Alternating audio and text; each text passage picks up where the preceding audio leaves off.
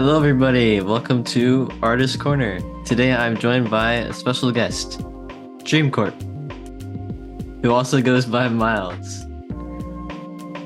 And That's me. What's up? yeah, how are you doing today? Doing pretty good, man. We had a nice little pre-interview questionnaire thing. We had a good time. I'm feeling fresh today. I'm ready to answer some questions. Nice. You're looking pretty fresh too.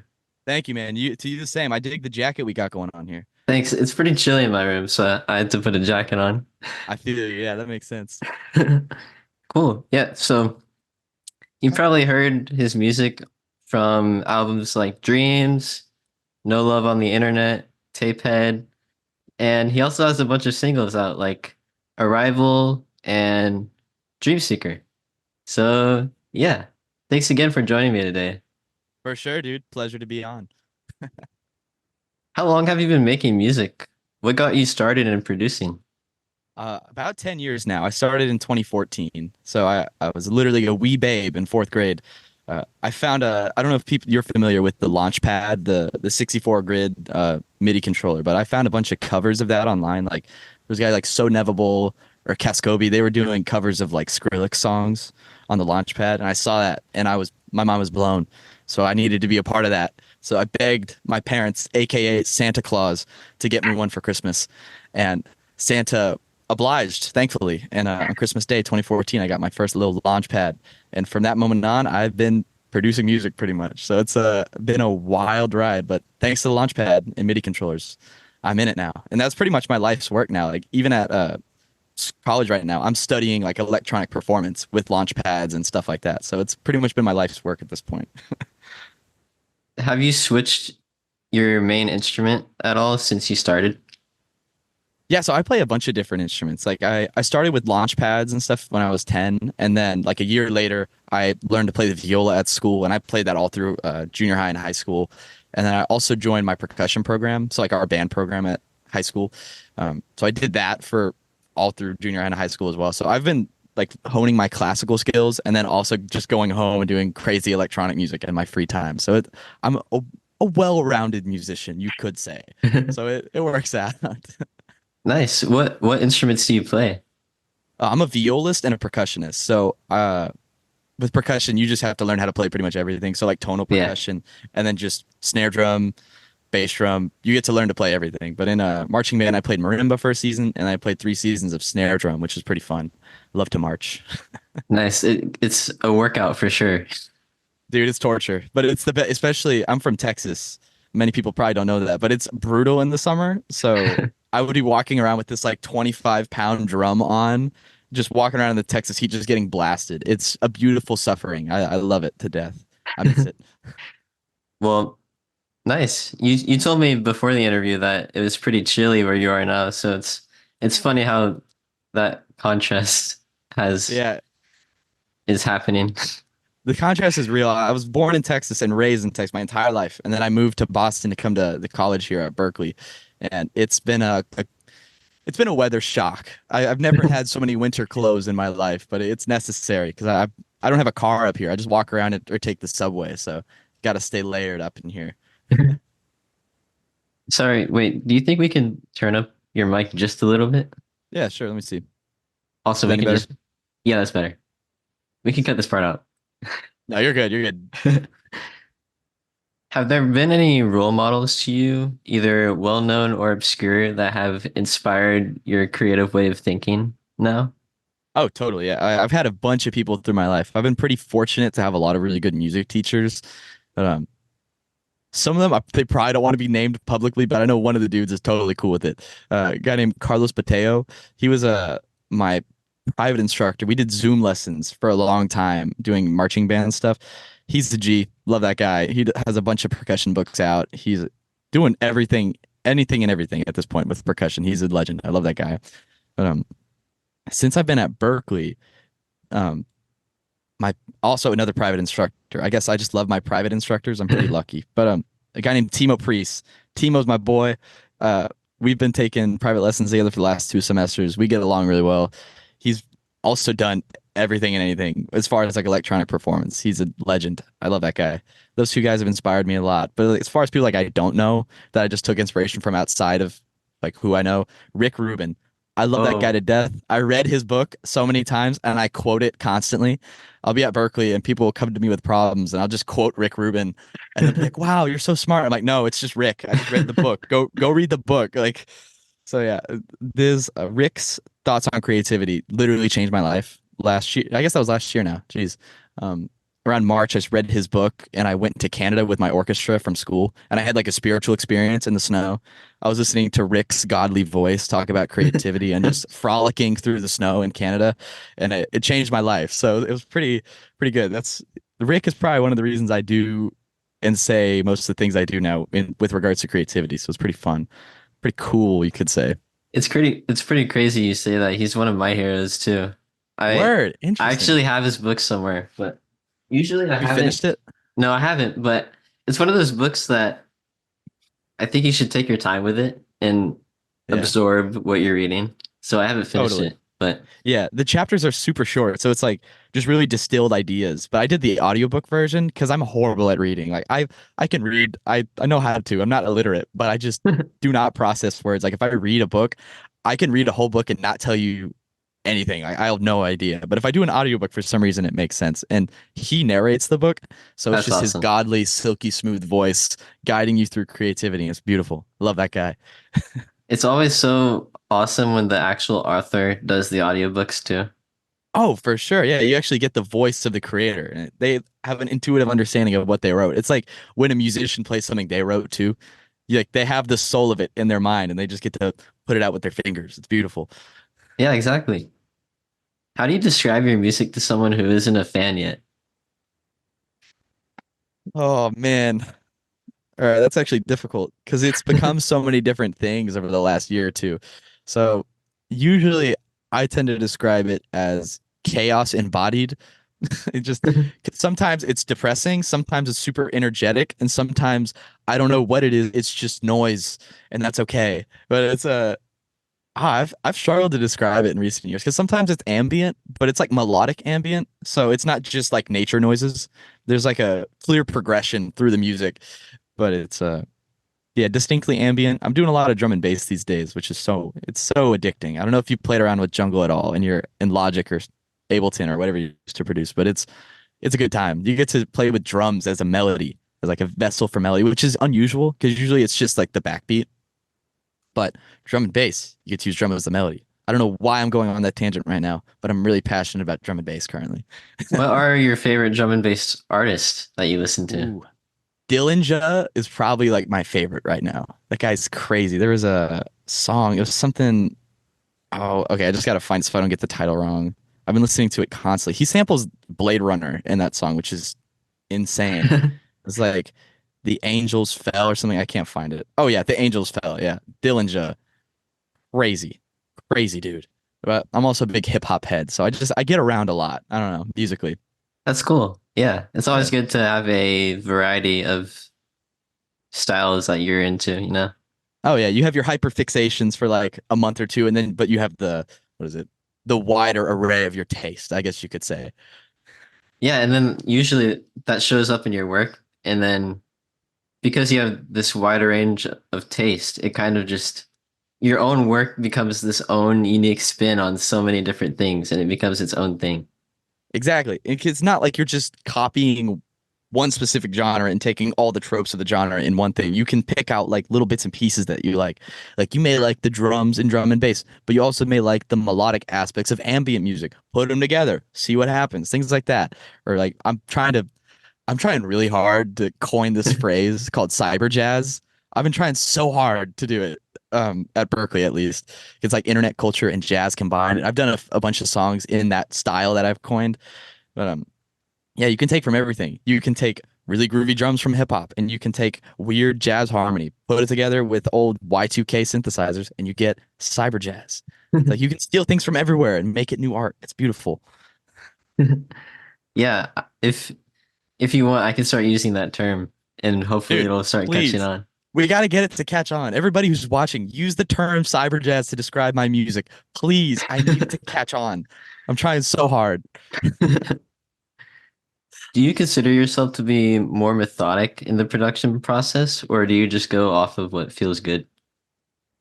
Both, which I know is not like a super clean answer, but I have two sides of my brain. Like one is methodical and then one is just totally instinct. And a lot of the writing and the actual production is just instinct. But what drives all of the kind of chaotic just instinct is driven by like a really methodical approach to creativity, if that makes sense. Like last year, I did a project where I made a song every day of the entire year, January 1st to December 31st, Wow. without fail. I didn't miss a day. I did the entire year. And that really weird, methodical, disciplined atmosphere, I guess you could say, birthed a lot of really crazy music because the discipline and the tight deadlines of I have to make a song every day forces you to get just sucked into music, I guess. Just you have to just lock in immediately and just go off instinct. Like, what am I gonna make like right now? I have 20 minutes to write this. Yeah, So yeah. you can't think about it too much. You just have to go in and just boom, boom, boom, idea. But yeah, so it's both. I approach creativity and the discipline of it very methodically, but I approach the actual writing of music very instinctually and just chaotically, I guess. Yeah, it's crazy you say that because I just started doing a challenge recently where I'm making a song every day for seven days, which isn't nearly as as I guess insane as doing it every day for a year, but still it's a challenge that I think even if you do it for a week or a short period of time, it teaches you a lot about just how to make stuff up on the fly and be okay with not making anything that's perfect and still getting it Exactly. out there. Like your art has more value existing out there and being imperfect rather than just sitting on your hard drive and being perfect. Like it's the and you're right about the 7 days. The 7 days is like the hardest time for me. Those first seven songs and then the first month were like the hardest times to get used to that. Because it's such a shock of like you make a song like once a week maybe, and then you would Yeah. have to do it every 24 hours. You Yeah. start to panic. You're like, how can I make another idea? I'm out of ideas. But the truth is that you're not. You're just not listening to your brain because your brain may be telling you an idea that you're like, no, that idea sucks. But you can't deny it. You just have to go for it. Even if it sucks, it's fine. You just have to make something. That's what I tell everybody at Berkeley. It's like you have to make something. Like it doesn't matter if it's good or not. You just have to do something. Like that's the name of Yeah. the game. Have you ever made something that was so when you listen to a song and you think, I don't like this part of the song, for example, have you Mm. tried to make something inspired by something that you don't like instead of what you do like? Oh, hell yes, I've done that. There's a few weeks ago before I came back, I was on Christmas break. I did a little stream on my YouTube for like 4 or 5 hours where I made the worst possible song I could, just offensively bad. If you listen to this, you're like, this isn't music. Why would anybody listen to it? But it birthed some cool ideas. Because when you just release yourself from any inhibition of just like, oh, this is bad. I shouldn't do that because bad is bad. You don't want to do bad. It's really interesting, actually. If you make bad music on purpose, very interesting. Because then you do things that you would never do otherwise. And I found like there was one idea in that song that I was distinctly remembering, like, oh, breakthrough. This is good. Like, I don't know what I did, but it worked. And yeah, sometimes making things you hate can actually birth really cool ideas, but it's deeply uncomfortable to do that, to make Yeah. something you don't like. Because usually you want to make things that make you feel good and you like, but sometimes you got to get uncomfortable to make art. It's just the reality of it. Yeah, and I agree. I think without growing as a person, your art can't really grow either. And Totally. that's a great point. Yeah. It grows together. Your art is you, and you are your art. It's kind of inseparable. So as you change, your art changes. So it's the whole thing, you know? Are you into the business side of music? Oh, yes. I'm I'm terrified of it and I'm deeply interested by it. It's a double-edged sword. What do you think about TikTok being a tool? Beautiful. It's great. Like I have my cynical aspect where I think it's horrible and it's degrading music as an art form when it favors just speeding up old songs. It's like Nightcore again, all over again from YouTube in like 2012. I bet you remember that. You were around for that. Yeah. But, it feels like that all over again. And sometimes I get really cynical about it. I'm like, oh, I hate TikTok. This is bad. But it's never been easier to make a video for anything. Yeah. Like even when YouTube first came out, it kind of sucked to make a video. Like you had to get a camera, you had to go get editing software. But now on TikTok, you can just pull out your phone, just record something, and it's edited for you, just like done. So it's made it way easier for people to actually find art and create art, which I think is good. Like any barrier you can remove from making art is probably a win. And of course, you get noise from that, just people making dumb stuff. Like, I don't know. I don't know if you watch crypto videos at all, but I'm deeply fascinated by crypto scams. So you Yeah. can see all these AI generated things. You're like, oh, this sucks. But the one little grain of greatness that you may see, I think makes it worth it. I don't know. But as a vehicle for promotion, TikTok's pretty useful. And I've seen people use my music, which is bonkers. But yeah, I'm still confused by TikTok. I'm trying so hard to make it make sense and make videos that work, but it's an enigma, dude. It's hard. Yeah, it's like any social media. It's really, I mean, a lot of it is luck, but I think there's also a lot of just trial and error that goes into it over a long period of time. Totally, 100%. Same way like we learn to make music. You just try a bunch of times, but the only issue is that the attempts are public. So the stakes are a lot higher, but it's fine, you know. Yeah, it's like me with doing these interviews. Oh, for But sure. Yeah, like you could totally just fall on your face or I could fall on my face. We're both like in an intricate limbo of sorts just to what's going to happen? We don't know. You just that's what got to makes keep it walking the exciting. tightrope. Exactly. It's fun. There's energy involved. It's a good time, you know? Yeah. Do you think that TikTok has positively impacted you more than it has negatively? Oh, for sure. Yeah. It's definitely helped me more than it hasn't. Because I think the story of how my music even came into the fold is kind of ridiculous, but TikTok definitely helped. It's I don't know, like I haven't had an excess amount of videos made with my music, probably like maybe 1,000 in total, but it's still something, you know? It's crazy to see people use your art and it's weirdly humbling. You're like, oh, I can do something that people care about? What? What does that mean? That's unusual. But it's definitely helped me more than anything, but I'm still confused by it. I Yeah, want to understand it. I want to figure it out. It's hard. it's really hard. I've one thing I've noticed, I feel like on TikTok it's easier to get more views than it is on YouTube because Yeah.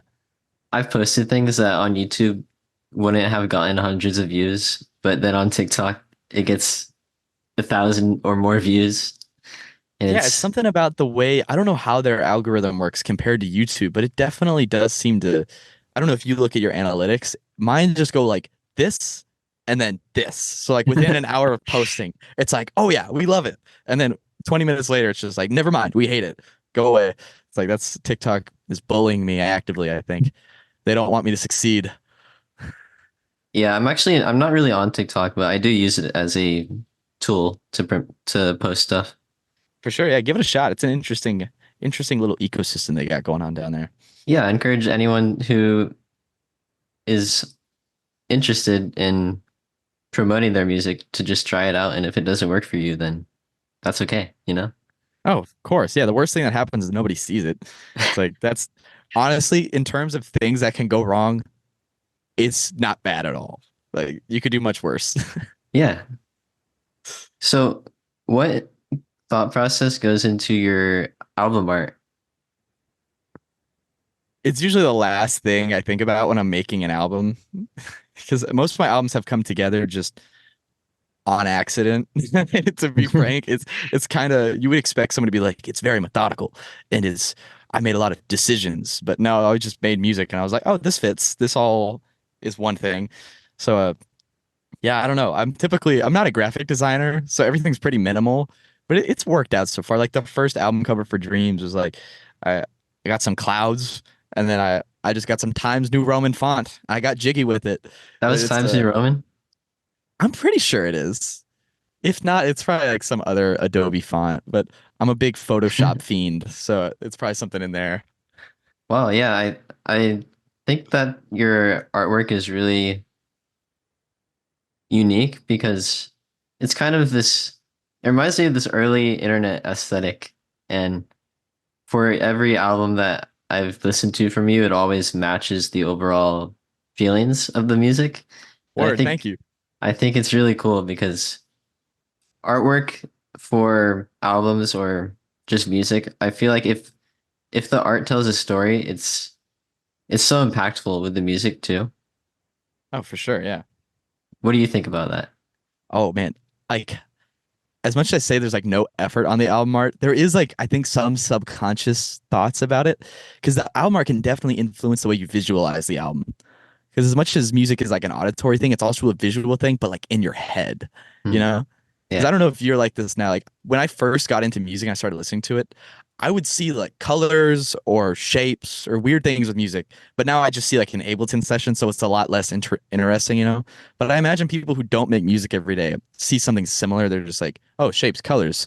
Or they see I don't know, like a landscape possibly, or like a building that, and they see themselves like in a place when they're listening to your music. Like when they listen to my music, I bet it's like liminal spaces or something because people associate my music with that for some reason. But it's chill. I like it. It's fun. I've actually seen your music on the official Spotify playlist for Liminal Spaces. I don't know if Yeah, you've seen it.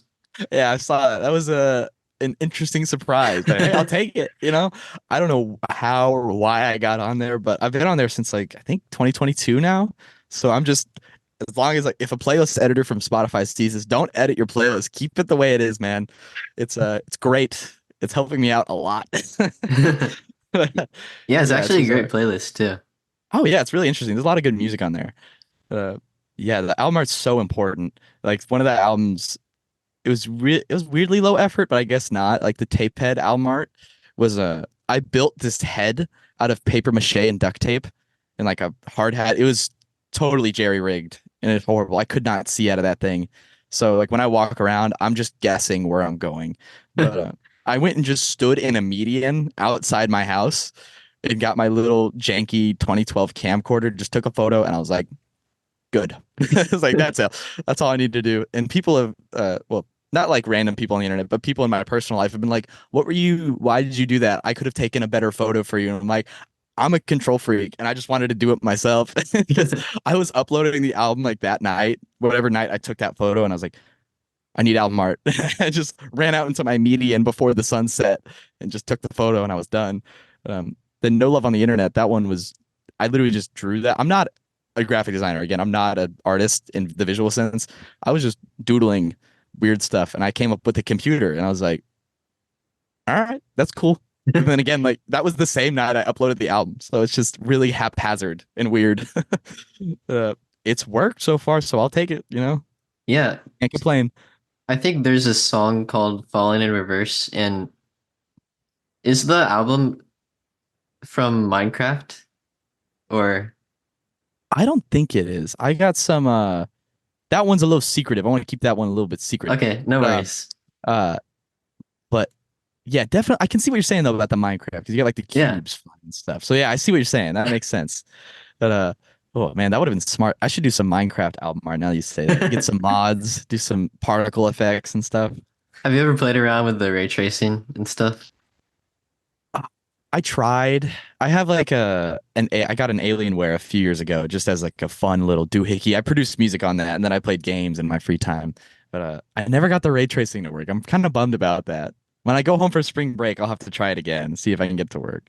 Yeah, I mean, I haven't done it myself, but from what I've seen, it looks pretty interesting.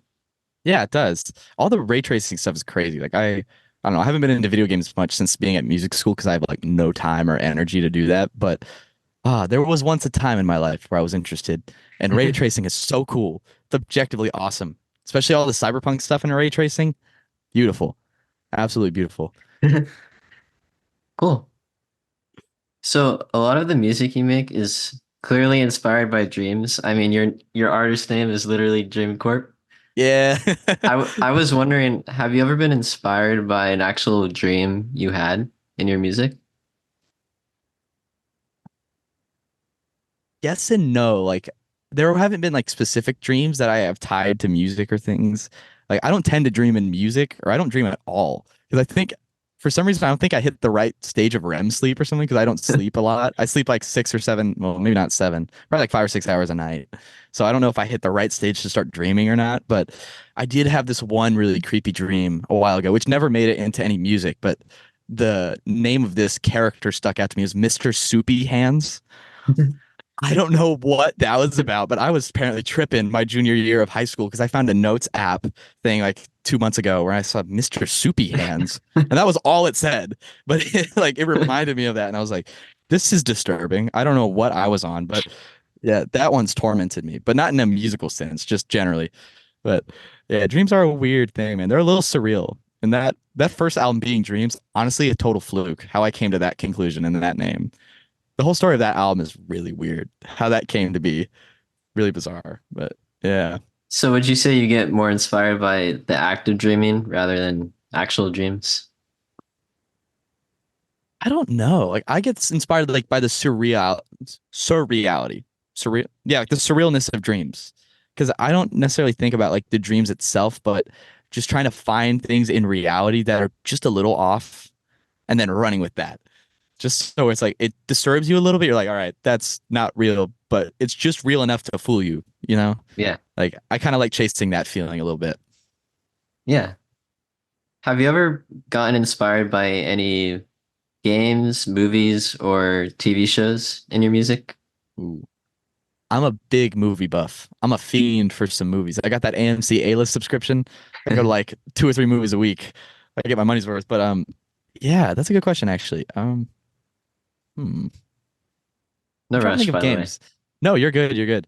As far as games, I don't know. I haven't played a lot of games recently to be able to like pull from one, but definitely movies. I saw a movie a week or two ago called Sometimes I Think About Dying. That movie's crazy and embodies kind of what I want my music to feel like, especially one of my albums, because that movie felt so much. It was talking about the tragic mundanity. I don't know how to say that word. Like You're mundane, good. but it's I don't know, a verb or something. But, the tragic mundaneness of life, just normal life. And Yeah. I find that idea to be really interesting. I kind of explored it in Tapehead, not very well. I wasn't very articulate about that, but the feeling was there of just like boringness, Yeah. the tragedy of being bored.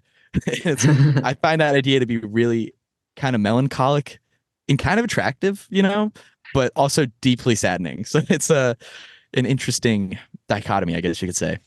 I don't know if you've ever had this feeling, but that feeling kind of reminds me of when I watch a movie or a show or something, and then afterwards I realize how much I wish I could be in that show or movie, like in the world of the Right. movie. And it Yeah. makes me realize how boring my life is right now.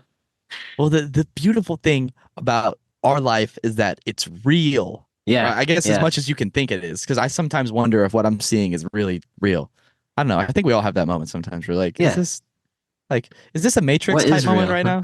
Yeah, what is real? And that's like, I ask that question a lot because who knows what real is? We're just kind Yeah. of around, we're living. But Yeah. yeah, no, I like art that straddles the sadness and mundanity of real life and then surreality. So whatever we can do with that, I guess. Yeah. And in my opinion, anyway, I don't think boredness is a bad thing or being bored because I Yeah, found that a lot of the time being bored actually pushes you to grow more and make a change.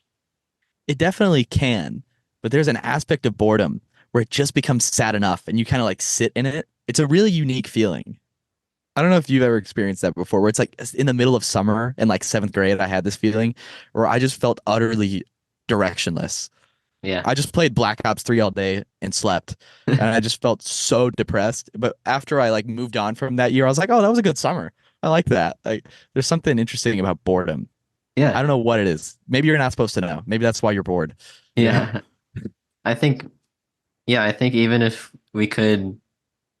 we learned so much about it, I feel like with feelings, there's so much you can learn. And the more you learn, the more doors open for you to learn even more. Oh, totally. Yeah. And it's just a never ending cycle. Oh, yeah. Boredom promotes growth in some senses. Yeah. Sorry, can I think for a second? Yeah, of course. Do your thing, man.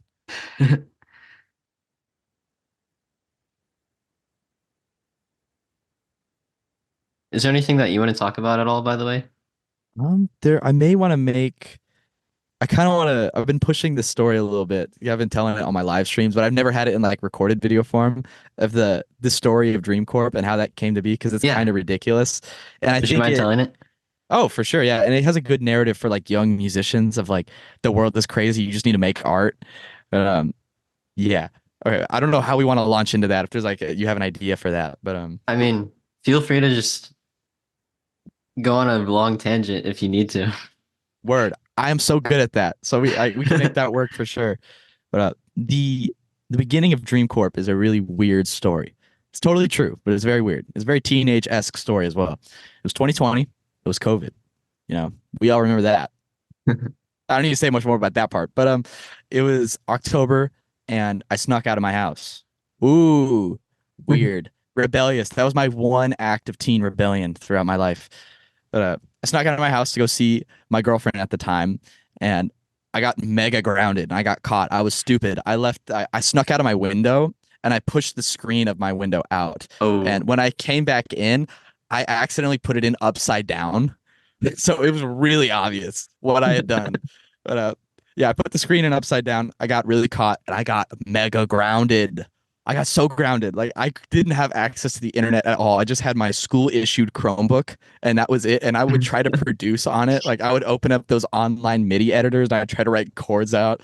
Or I'd have like my record player and I would just listen to these old crappy records that my grandpa gave to me. And I'm like, music, I love it.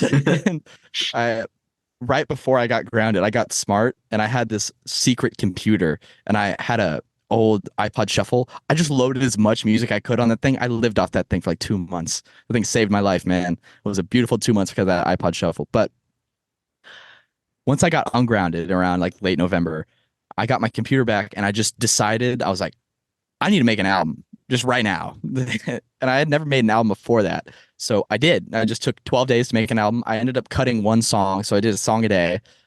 Maybe that's a, what is it? Foreshadowing for what I would do later in my life, making a song a day. But yeah, so I yeah. made 12 songs, cut one, and then I just threw out the album under a new alias, which is Dreamcorp at the time. I hadn't used that alias before, but then nothing happened with the album. It just kind of sat there, as most music does. Got zero listeners. And then in mid 2021, probably like around March or April, I noticed my Spotify for artists things started to like go up. And I'm like, huh, that's odd. Because I didn't have an Instagram account or anything. I just kind of threw the album up on Spotify and didn't do anything else. I told a few friends, but that was it. But and it just kept going up and up and up and up and up. And I think by the end of 2021, I got up to like 1,000 monthly listeners. And I was like, wow, that's cool. Probably not gonna last though. And I did some research because I didn't know what started this, and I found out a girl had put my. I assume she's a girl. I've spoken to her like once, but uh, this person put my music in the Roblox game, and the Roblox game got like 4 million plays, and people Shazam my music from the Roblox game, and I have a career. So go figure, I guess. But yeah, it's kind of ridiculous. I don't take much credit for like this working out. I just kind of got put in a really lucky situation. But I guess I just exploited the rest of it. I just kept releasing music. But yeah, so I guess the moral of the story there is like you just have to make something and just make it available for people to listen to because you never know what it's going to be. The album of me coping with getting grounded ended up being an album that people now associate with creepy spaces. So go figure. Like, what are you gonna do? Do you remember what the Roblox game was called that your music was in? Yes. It was Roblox Dream World. And there are a few other spin-offs that people made like copying it. And my music ended up in there. But there was something really tragic in like 2022. Roblox did a big like crackdown on copyrighted material. And I guess mine was included in that. So all my music got removed from the game, and along with like every other person's music in the game, which is kind of tragic. But it thankfully did not Yeah, spell the end of my career. So that's really lucky. Thank you, Spotify, for putting my music in your playlists. I think that saved me in the end. But that's awesome. By the way, did they ever reach out to you when you were put on that playlist? I'm not sure how playlists work in that way. yeah, it's kind of weird because you just find out in an email. They just say, "Hey, your music was added to this playlist," and that's it. That's all they say. They don't ask you. They just put it on there, and they assume you wanted that, and they're like, "Be grateful, free money. Here you go." Because you don't get paid for being on there. You just get paid from the streams you make. But yeah, that was a pleasant email to wake up to one day. I was like, "Oh, sweet. It was great. I'll take it." Did you celebrate it with anyone? Uh, I'm really bad at celebrating. I can't do it just mostly because I'm like, oh sweet, that happened. I guess I'm gonna go keep working now and just make sure that happens again. So I probably should celebrate more. You bring up a good point, but I probably did drink like a. Do you were you a Dr. Pepper fan? Do you know Dr. Pepper? Yeah, I was in high school. Yeah. Dude, I just recently quit the sauce, the Dr. Pepper sauce, but there are these bottles of Dr. Pepper in like glass, and they're made of real cane sugar. I probably celebrated with one of those. That's like a Nice. delicacy as far as I'm concerned. But Yeah. yeah, besides that, that was no celebration. It was just like, all right, cool, let's go make another album. But yeah, so that's the Spotify editorial, the secrets. Nice. So sorry to talk about myself for a second, but Go ahead, yeah. a while ago I got an email. It was a couple of years ago, and I think they asked if it was something about being put on a top hits playlist, and I never saw Word. it. I never saw it. So I saw this 2 years later, and I was so mad at myself because I could have accepted it and gotten on that playlist. But Ooh, you have to be careful. Did you know like who it was from? Did you see? I think it was an actual Spotify curated playlist. Huh. Maybe. Usually they won't ask. Like sometimes you got to be careful with the playlists, especially because you distribute your own music, right? I do it through DistroKid. Yeah. Aha. Okay, I have a bone to pick with DistroKid, but I won't get into that publicly. Okay. But but yeah. So usually if it's like a legit Spotify playlist, they won't ask. They'll just do it and then tell you Oh, afterwards, which is fine. But so I would have gotten you, scammed. yeah, it gets really sketchy because they'll be like, "Oh, we selected you to be on this playlist," and you're like, "Oh, sweet, please put me on." And then they're like, "All right, please pay us $100," and you're like, "No, no, I didn't want to do that." So Yeah. they do that, or the Oh new thing boy. is botted streams, which you have to be really Oh careful yeah. about because Spotify's been cracking down. So if you have bots, they'll be like, "Yo, knock it off. We know what you're doing." Because some of those playlists are like botted, so people will pay to get on the playlist and then get fake streams, and Yeah. then they'll get kicked off Spotify. So you just got to be careful with some of those. I've seen like I got added to one of those and I tried to get off it. I'm like, no, no, no, no, no, no, no, no. It's like I'm not trying to lose my Spotify page. That would be tragic. Yeah, that's actually really annoying how you can just get added on there without even, you Yeah. know? You have like no consent. It's like, granted, at a certain point, if you get added to so many players, you're like, are you ever going to accept the request or are you just going to like give up? You're like, ugh, whatever. But Can I think for a second? of course, yeah. How long does it usually take? Sorry, I don't know what's happening. No, you're good, dude. It's all chill. How long does it usually take for you to start an album and then release it? It's usually like it's pretty instantaneous because I don't usually plan a whole lot for an album. There's no like I don't have like a whiteboard and I'm charting out the plot line or anything. I just kind of make music and it's a part of a theory I'll break into in a second, but a specific time period in my music. So like No Love on the Internet was like all the music I made within like the first 6 months of 2023, like my senior year of high school. And it was just kind of commemorating that. But Tapehead was like the same idea, but in like April and May of 2022. Dream's the same thing. It's music I've made recently and it fits a certain vibe and narratively I can make it make sense. But usually it's like 1 to 2 months. Tapehead was a Wow. longer one. It took me like 4 months just because I had to build the head. Yeah. And I'm not a crafty dude, but usually everything's like a month or two to put it all together and then get it out there. I don't schedule too far in the future. I do like I want to release an album. All right, sweet. 2 weeks in advance. It's like which is not how you're supposed to do it at all, but I Yeah. don't care. I do it anyways. So yeah. So That it's usually a makes pretty quick turnaround. Yeah, that makes me feel so much better because the way I do it similarly. For some reason, I can't say words right now. You're good, But dude. No worries. but when I make something, all I want to do is just get it out there. Of And course, yeah, you don't want to hold on to it too long. yeah, it makes me feel better when I learn from other artists and that they have similar perspectives about that. Oh, totally. Like the theory I have behind that is like I don't like to hold on to my art too long. It's because your art is like a representation of you like right now. Yeah. Like when you made this song, like let's say you made a song today. If you came back to that song like next week, probably wouldn't see it the same. And you probably wouldn't be able to finish it in the same way that you would have if you finished it the night of. Because I mean we humans change rather quickly, I think. Yeah, Like yeah. I'm not going to be the same person I was like in 3 months. It's not to say I'm going to go through a complete revolution, but like little idiosyncratic things about myself will be different. Like instead of drinking out of a hydro flask, I'll drink out of a thermo flask. And it's like the same thing musically. It's like you may like this sound now, but you may not like it later. So you might as well do it and finish it while you like it. So that's kind Yeah, of my little theory on that. I don't know if you're a Bob Dylan fan, but I've seen a quote from him, and he basically talked about how all the best music is written quickly. Oh, for sure. Yeah. I don't know much of Bob Dylan's catalog. I'm kind of a poser, but I totally agree with that sentiment. It's very true. Yeah, I think that's a great point in music. Oh, totally. Yeah. Do you have any examples of things that helped you improve your production skills? Are there any resources that you use specifically besides music school? Oh man, music school is a weird one. Like I can go into that a little bit in a Yeah, second, but feel YouTube free. tutorials and trial and error have been the greatest things that because I've been doing music way longer than I've been in school for it. I've only been in school for music for 2 semesters, but I've been making music since I was 10. So I'm almost 20 now.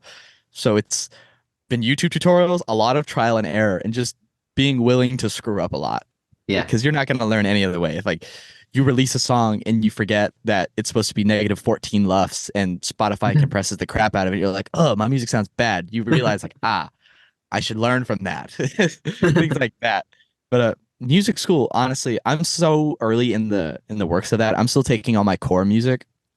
It's not unlike other colleges where you still take a bunch of core classes, but they're all music focused. So like right now Yeah. I'm in ear training 3, harmony 2, things like that. So like music theory class, ear training class. I don't know if they do that for y'all, but ear training is super useful. If you ever have the opportunity to take a class like that, totally do it. It speeds up your workflow so much. It's beautiful. But yeah, we still do all the BS. Like I'm still not in my major yet. Like I just Oh, applied to get in. So next semester I'll hopefully be getting into my major so I can start all those yeah. specific production classes. But yeah, music school is useful though. People are like, don't go. I sometimes agree, depending on the person. Like some people are not going to get anything out of this because it's a mostly a self-motivated field. Like if you just come here, or in my instance, if you just come to Berkeley, you don't just get a career. Like, yeah, you have opportunities to get a career, but if you don't take them, you get nothing. So you just pay a bunch of money and don't do anything with it. So yeah, music school can be a good aid, but it all just matters how you use it usually.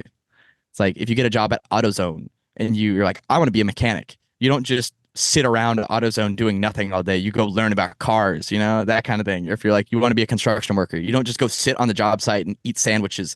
You go get in there with the foreman. And you're like, I want to learn how to use a nail gun. And then you go use the nail gun. Same thing with music. It's like, hello, professor. I would like to know what an E minor 7 flat 5 is. And they're like, great. Here you go. This is how you use it. And you're like, sweet. It's all about how you use it, in other words. Would you say that music school has been a great way for you to make connections? Totally. It's like I don't like to use the word connections or network because it feels so cold. Yeah. It's like because the reality is that like these are my friends. Like I live in a big Yeah, dorm room, that's true. so I have 2 other roommates that I love them to death. They're my homies. I love them. And then you just live next to all these other musicians, and they're your friends, and it's beautiful because you all love music and you're all friends. So you can just go hang out, and you're like, you guys want to jam? You just want to screw around and make music? It's like, yeah. And the reality of it is that not only are they my friends, but they're my colleagues as well. And they will be for the rest of my life, pretty much. So we'll be calling each other up like, hey, I need somebody to mix my song. Okay, I got you. Send it over. Or somebody's like, I need a songwriter. It's like, call up your friend. I don't know. I don't want to dox anybody, but call up your friend. They'll help you. Or they're like, I need this sound. Again, just call them up. You know them. So why not? And the good thing about Berkeley is like all the connections may help you find other connections, or the friends help you find other friends.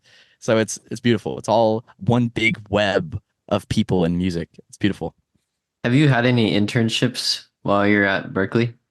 Not yet, but over the summer I'm trying to get some. I'm trying to get some recording studio stuff because I need to learn Pro Tools. I'm a big wimp. I haven't learned it yet. I've been an Ableton ride or die forever, but I need to diversify. Same. I didn't tell you this, but I am an FL user, but Word. it's actually I love FL. I've And heard good things about it. I think what I love about it is just one, the UI is so easy to understand for me. Mhm. But that makes it really tricky when I move on to other DAWs because they're Yeah. all so different, you know? Exactly. What has your experience been like learning other DAWs, and do you have any tips to get better at learning them? Oh man, I feel like learning every new DAW is like learning to ride a bicycle again.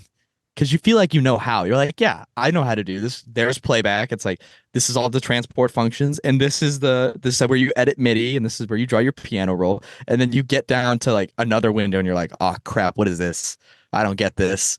Like I tried to learn Logic for one. It's called MTech 111. It's our Introduction to Music Technology class, which frankly, I did not need to be in, but I took it anyway because I had a goaded professor.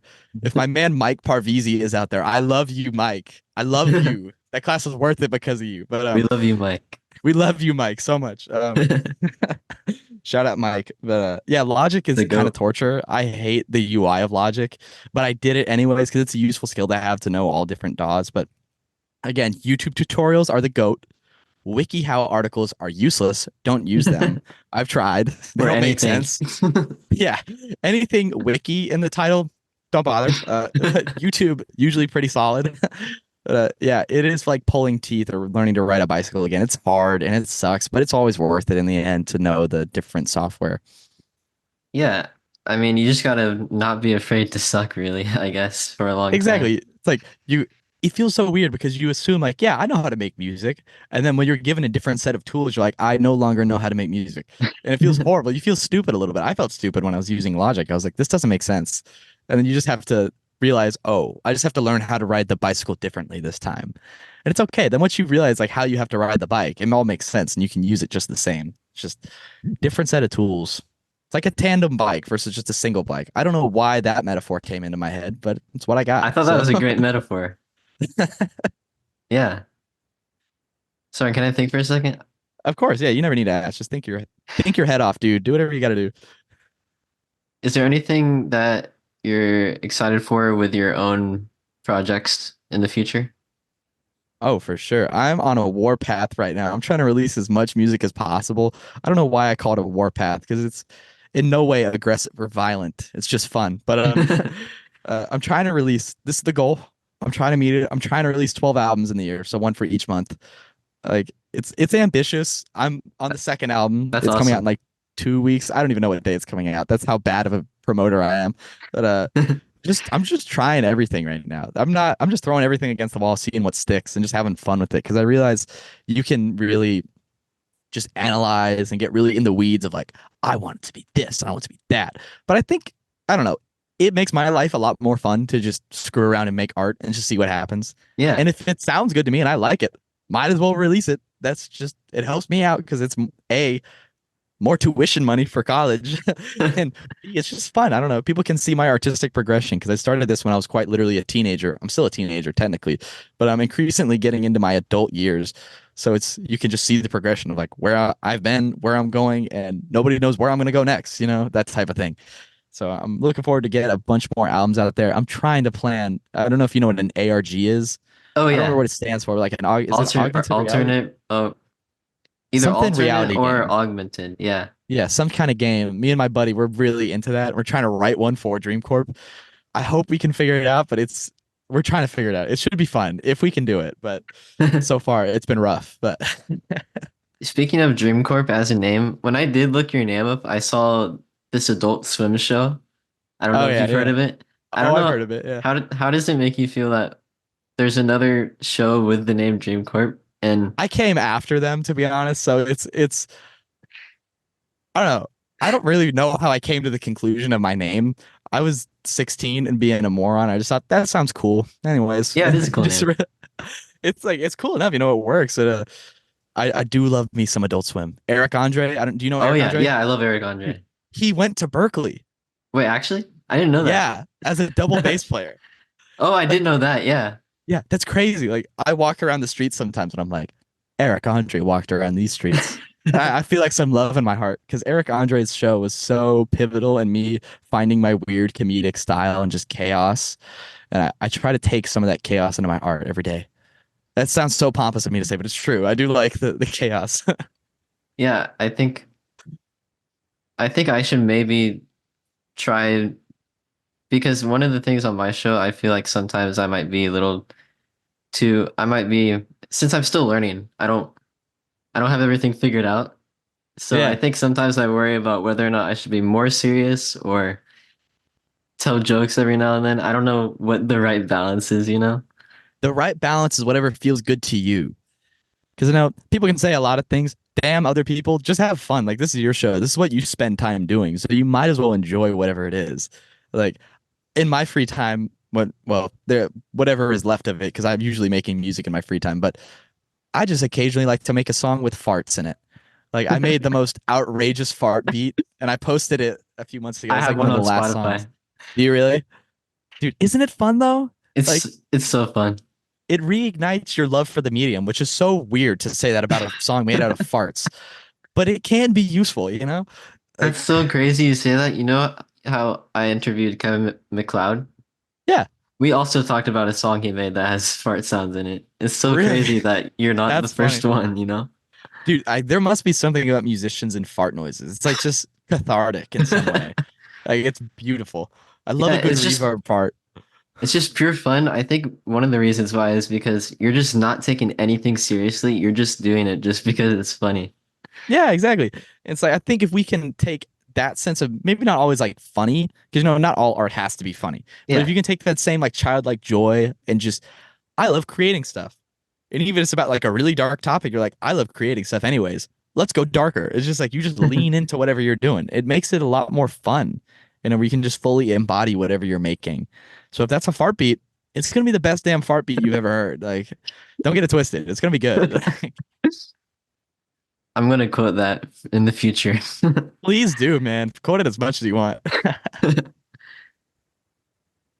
Are there any tips you have for people who want to get into the music industry but are maybe doubting themselves and their abilities? Oh, for sure. I feel like everybody's resident spiritual coach at Berkeley for making art. It's just kind of funny, but it's good that you bring this up because I have a lot to say on this. But the reality is that I'm gonna look into the camera really deeply for this one. But I'll stare at it too. okay. Art is cool. Art is really cool. It's a lot of fun. Yeah. And when people get scared and they're like expressing themselves, like I don't know, part of me I understand it because I was once there, but I'm so far removed from being afraid about it now that I just have fun. Yeah. Like if you make something you're proud of, why not share it? I think people generally the reason they are scared is because they want a specific outcome. Like they want people to like it. Like Yeah. if I write the song and I'm vulnerable about it, people should like it. And if they don't like it, then it wasn't worth it. That's not true. What is true is that if you like making it and you enjoyed it and you felt something from it, like whether that's closure or happiness or sadness or you just needed a laugh, you know, finding the joy in yourself to make art is what really makes it fun. And if you can find joy in yourself, then other people can probably find joy in it too. Like I've made some songs that I'm like, nobody's gonna like this but me, and I was wrong. And I think anybody can prove that wrong. Like, because the reality is that I don't know what I'm doing, and I think it was funny when you brought up tips to getting into the music industry because I feel so far removed from it. Like, technically speaking, I'm on Spotify, so that means I'm in the music industry, but I feel so far removed from the general, like, this is what music is. Like, I'm probably going to release an album of noise music pretty soon. And it's like, what is that? Why would you do that? But I don't know. It's fun. Yeah, Just, why not? like, the more fun you can have making art, the better. And then if people say, this sucks, then you don't care because you had fun making it. And that's all that matters. Because I know it's really hard or easy for me to just sit atop this weird pedestal of vaporwave and whatever art I've built, I don't know, and be like, it's easy, just make stuff. But it's hard and it's easy, but you have to get over the hump of it being hard before it gets easy again. And you just have to try it. You just have to do something. Like I want to run through something with you right now that I do with all the kids at Berkeley. Like I ask them first, what is your profession? Like what do you do for a living? I make stuff. You make stuff?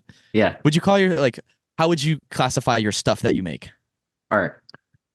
Art? More specifically what? I actually don't know. But you make music though, right? Yeah, music. Yeah, so you're a musician. So like what's your profession? A musician. Yeah. Exactly. So what do musicians do? Make music. Exactly.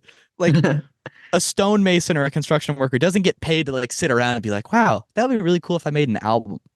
No, they get paid to lay bricks, construct houses. Yeah. Like musicians are the same thing. Like we get paid, well, theoretically, if it goes well, to make art and construct a house of sound. And you just have to chase that because dreaming about it does nothing for you, or worrying about it does nothing for you. Being afraid does nothing. But doing something does something, I guess. Sometimes it's good, sometimes it's bad. You never know, but you're never gonna find out unless you do it. Like if I wouldn't have gotten really ambitious and released dreams for no reason and just been like, screw it, I wouldn't be talking with you right now. I don't know what I would be doing. It's very possible I would be working at the Quick Trip near my house and just being like, man, it would be so cool if I was making music. And the truth is that that Quick Trip guy can make better music than probably most people just because he's like decided to learn it. I don't know why I use that as an example, but the reality is anybody can do music. It just takes a lot of work. Like I didn't just pop out the womb doing this. Like I spent most of my childhood sitting behind a computer wondering, what the hell is MIDI?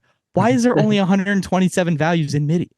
I guess 128 if you count zero, but still, like it's going to take a lot of effort and it's going to take a lot of work, but the more fun you can find in it, the less stressful it is. So I don't Yeah. know. I'm really hyper right now, and I'm really That's excited to awesome. talk about art. So I get really riled up. Yeah, I love the energy. I don't know if you ever listen to just random artist interviews in your free time. I mean, I'm sure you do, A little bit, yeah, yeah, yeah. but I really like listening to Tyler the Creator talk. Oh, he's And awesome. I yeah, love him. he's a genius, I think. And So smart. basically he just says that he just makes stuff. And basically Yeah. that's inspired me so much the past few years and how I view everything. Now I just make stuff and I just don't think about it other than that. No, it's like I don't know how else to think about it. That's how I think too. It's just like I just make something. I don't know. Like I liked it. That's all that matters to me, really. Because I think most people get really in the weeds of like what they expect to make, and they're like, "This is what I want to be. I want to be Bruno Mars." Which Bruno Mars is great. Don't get me wrong. I love me some Bruno Mars. Like I will listen to all of the. I think it's Silk Sonic. I will listen to all that. Oh Beautiful. yeah, yeah. However, you can't try to be that. You have to be you. And you can have your expectations, but the more you can let your expectations down and just let the music take you where it wants to take you, it's probably going to be a better art and b you're probably gonna have more fun with it. Because if you make a song with the intention of, oh, I'm going to make a Bruno Mars song, and it's not that, you're going to be so bummed out, right? Yeah. Like, I bet you've been there too. You're like, Yeah. I want to make a, because do you do film scoring? I feel like I read that about you. I haven't scored for an actual film, but I've had friends who are filmmakers use my music for their projects. Okay, I was wondering. I feel like I read that somewhere, but like, Yeah. it's On my website, I think. yeah, probably so. It's I don't remember what we were talking about. I'm gonna be so real. I totally lost that thread when I said that. You're good. Can you remind me what we were talking about? We were talking about just right now, you mean? Yeah, yeah, yeah. Like, just before I like lost the plot thread completely. Just making stuff? Yeah, just making stuff. Just making stuff. I don't know. I love Yeah. making stuff. I can't Yeah. imagine my life without making stuff. But anybody can make stuff. I don't know. It's like Ratatouille. Anybody can cook. I said the same with music. Anybody can cook. You know, you just got to be willing to turn on the oven or the stove and get cooking. You just got to try. Probably gonna burn it a few times. You're probably gonna make a diabolically terrible beat, or like the same way you could make a diabolical fettuccine and just totally screw it up. But still, you made something. I don't know. Yeah. I think it's better to do something and then regret doing it later instead of regret not doing anything. Oh, 100%. It's a much more fun regret to have. You're like, at least I did it. You know? Yeah. Also, I love the energy, so don't feel bad about being hyper. No, you're good. You're good. I'm gonna try to make sure I don't say anything crazy. I'm not like, "Rah." We can always cut anything out too if you Oh, feel of like you course. don't want something in. No, we're chill. I don't think I've said anything crazy yet, but it can always, you never know what's gonna happen. Sorry, can I think for a second? Of course, dude. Yeah, do your thing.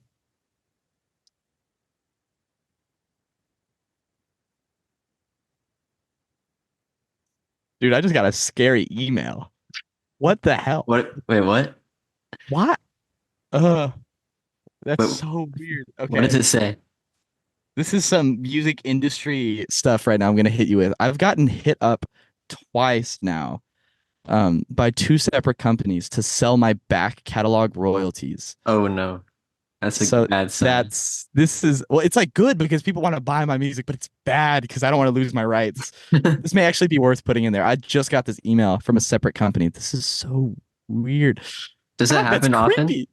It's happened twice and within like 3 days, which has been odd. It was two separate companies. One really big one that I know about, and I was like kind of shocked to see it come in, but one from like another one that I don't know. Um, I don't like that. I don't like that, dude. I'm staying independent. This may be worth keeping in there, this creepy email, but if anybody offers to buy your back catalog, Don't do don't it. sell. Don't sell. You're losing your rights. I'm too damn young to be selling my music rights. I'm 19, dude. I'm probably gonna be around at least, I don't know, I hope 60 more years, or 50. At least if I make it to the big old 6'9", I'll be happy with myself. But yeah, don't sell your back catalog. I don't know why people want to buy it. Like, get out of here with that. That's gross. Yeah, it's Sorry. it's Yeah. it's so much more valuable, I think, to not sell it too, because if your music Yeah. does blow up, you'll have so much more value out of that. And since you own everything, Right. because with labels, I think they usually take a certain percentage out of what you can get. Of course. Yeah. It's really like the way advances work. I've been, again, something to not take usually in advance if you can avoid it. It's pretty much a loan, but the like collateral is your music. So they take all your royalties until the loan's paid off. And even then, they still take a little cut. So that's why I try to stay independent because it's just like, why would I give it to a label? Like, what are you really going to do? You're going to put an Instagram post up? Thanks. I can do that myself. Like, I don't know. I'm Yeah, also a control freak, so I refuse to give up control. But yeah. and I mean, I don't know why you get a label nowadays either, because I know back in the day when one of the only ways for your music to get heard really was through the radio. So back then Oh yeah. I think you kind of had to get a label Yeah, it or was the radio thing, and it was also like all the studios that used to be around were all owned by labels. And yeah, then yeah. all the pressing factories were owned by labels. So like the entire like I guess supply chain you could say was controlled by the labels. So you had to go through them. You had no choice. But But that's yeah, obviously nowadays it's like, changed. oh, it's changed Yeah. so much. Like who allowed a 16-year-old to release an album of music? Like who let them do that? Apparently they let me. So it's like why not? Internet, use the internet. I don't know. True, I'm yeah. a nerd for that stuff. Like don't use a label. I tell all my friends here, like I have a few friends that have gotten onto some labels. They're like smaller indie labels. I'm like, why? Why would you Yeah. do such a thing? Like, what are they really going to do? They're going to take your money and maybe get you a music video that they'll also make you pay for in that advance. Like, come on, bro. What are you That you doing? could have made in your own time for free.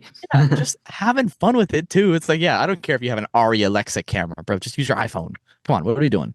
Yeah, Really? that's a great point. I mean, actually, sorry to talk about myself again, but Dude, of course, talk about yourself. Yeah. I just made a video the other day where I literally so I have my microphone right here, and I got my iPhone and I set my phone on my microphone and I recorded a video of me playing multiple acoustic instruments that I have, and I made a Yeah. song out of that. And Isn't that the was iPhone microphone actually really good? yeah, it's really good. Yeah. It's shocking. Like I didn't believe it until like I brought it into a practice room and recorded something. I'm like, oh, it's like, what am I doing with this SM57? That's $100. I've already got this thing. It's I don't know if you can granted. see. Damn, you got the SM7B. Are you running that through a cloud filter by chance, or what No, interface I'm you have? actually so I'm using a Focusrite Solo with a Ah, Dynamite. Focusrite. I got Let's the what is go. it? I have the 2i2, and I also have like the 18i8. I've got like every Focusrite. It's kind of stupid, but dude, Sorry. that's interesting. I was wondering how your gain staging was, or your gain amplification, because I hear the SM7B is super quiet, so I was curious. Yeah. Yeah, the Dynamite's really good. I don't think you need a cloud lifter at all. And Because is the dynamite gain like is it I think increasing it's gain? actually yeah, I think it's actually even a little more than the cloud filter. Really I'm not sure. It's only interesting. yeah, it's cheaper too. So Word, because the cloud lifter is like probably 100, $200 or something. I remember yeah. I looked into it at one point and I was like, damn, Yeah, the Dynamite's $100, I think. But that's not bad. it's good for what it does, you know. Oh, for sure, yeah. Are you interested in any other types of hardware? Ooh, hardware is in like synthesizers and stuff. Yeah, synthesizers or just anything really, you know? Oh, hell yes, I'm interested in hardware. Like my bread and butter is MIDI controllers right now because that's like my principal instrument at Berkeley. So I don't know how to explain it. It's like I use like a launch key, like kind of like what you have back there, like a smaller version of it. And Yeah. then I use an Ableton Push 3 that controls everything on Ableton. I love the Ableton Push 3. I have some gripes with it that are really specific and nerdy, so I'm not gonna go into too much about it. But generally speaking, I love it, and it's a great piece of hardware. But I'm really trying to get into analog synths because Oh we have yeah. a bunch at Berkeley. Like once I get into my major, I get access to like every synth I could ever want ever. So I'm so pumped. They have a Yamaha DX7. Oh nice. I'm the biggest Yamaha DX7 fan known to man. Like in all of my new music, it's mostly the DX7. Like everything I know love on the internet, there's probably at least one DX7 layer in there. Like such a fan. But they have some of those. They have some Junos, the 106. Nice. Beautiful, beautiful synthesizer. Yeah. And dude, the Korg Triton. I need to try the Triton sometime because I've been trying. Geez, how many times can I say try those syllables in like four sentences? The Korg Triton is used on like all the smooth jazz records from the 90s. And I've been trying to perfect that like weather channel, the Cyberjazz, the weather channel music. And Cyberjazz. yeah, exactly. Apparently the Triton or the Trinitron, I don't remember what it was, but whatever it is, was using all that. So I'm trying to get that now. I think Berkeley has one. I got to get it. I must use it. So I'm a big synth nerd. I love it. Have you ever used the OP1? I haven't. They have one here at the library. I must rent it and give it a shot. I'll get back to you on that because I've heard it's cool. Yeah, it is. I owned one for a while, but Woo! I sold it because I thought I wasn't getting as much use out of it as I Yeah, could be. But it's still it's a really fun instrument totally. if you know how to work it, then you can do so many great things with it. Oh, it's such a powerful little piece of gear for being so small too. And it's got all the cute interfaces and stuff. I think I've Yeah. seen like a cow on there or Yeah, something. yeah. I don't know The what cow that's about, but yeah, effect. yeah. Yeah. I've seen that. And then the new Knockout Teenage Engineering controller looks crazy and it's super cheap. I haven't gotten it because I have a SP404 already, so it's kind of like I don't know. It's kind of I have one redundant. of these too. Oh, the pocket operators? Yeah. That's cool. I need to get one of those. Those look fun. Yeah, this is a Street Fighter one actually. And Word? yeah, it has a bunch of Street Fighter sounds and Oh, samples. dude. That's so hype. I got to get one of those. That looks fun. Yeah, it's good fun. Oh, I bet. Yeah. So I think that's gonna wrap it up for the interview, if that's okay with you. Yeah, man, I'm chill. I'll answer anything you got. Like, even if you want to hit me with like what my favorite breakfast cereal is, I would happily answer. So whatever you got. If that's it, I'm chill. If you got more, feel free. Is there anything that you want to talk about? Um, Probably, yeah. I'm making a bunch of music. Keep a look on my Spotify. Yeah. Probably new music dropping like every week. I'm trying so hard to get it every week, but sometimes scheduling things on DistroKid. I don't use DistroKid, but I just whatever my distributor is of unknown origin, it gets really janky. So sometimes I miss a day, but I'm trying to get like every week, album a month, pretty much. Next, oh, I guess it's this month's album because it's February. Geez, we're almost out of February. Isn't that crazy? Yeah, wow. Liminal Loops is coming out, I think next Tuesday. So like, what's that? The 26th or 27th? It's And on a Tuesday. you Yeah. also released a new song called Y2K. Yeah, Y2K Memory. That was Yeah. one. It got well, it's finally released. I did it last year in like May, a part of the Everyday Project, but an animator on YouTube put two of my songs in his animation. His animation blew up, and I probably should have released it earlier when it was blowing up still. But it's a yeah, it's a fun one. That's my first foray into drum and bass, so having some little fun with that. Yeah, I thought it was really good. I was a Thank little you. confused on the VIP edit because I listened to it back to Uh-huh. back and I didn't notice any. It's very similar. I added like one section, and it used to be like a lot faster, but then I had some issues where I was like, maybe I'll slow it back down. It's Oh, very yeah. slight differences, but I just wanted to release both because I was indecisive, you know. But yeah. Nice. Yeah, I really like the song. Thank you, G. I appreciate that. And yeah, you can listen to his music on Spotify, Apple Music, I think all the major streaming platforms. Oh, everywhere, even the weird ones. Like I think I'm on Deezer as well. If you're like French or something, you know, I'm everywhere. And yeah, definitely check out his music if you're into just surreal music or ambient music or just really good music. If you're into good music, then check him out. I'm gonna quote you on that one. If you're into good music, check it out. I'm gonna use that. Thank you for the compliment. You're welcome. So that's about it. Thanks everyone for listening. Thank you for joining me today. I had a lot of Of fun. course. Thank you. It was great meeting you. Yeah, nice meeting you too. And yeah, you can listen to the show on Spotify, YouTube, Apple Podcasts, or wherever else you listen to podcasts.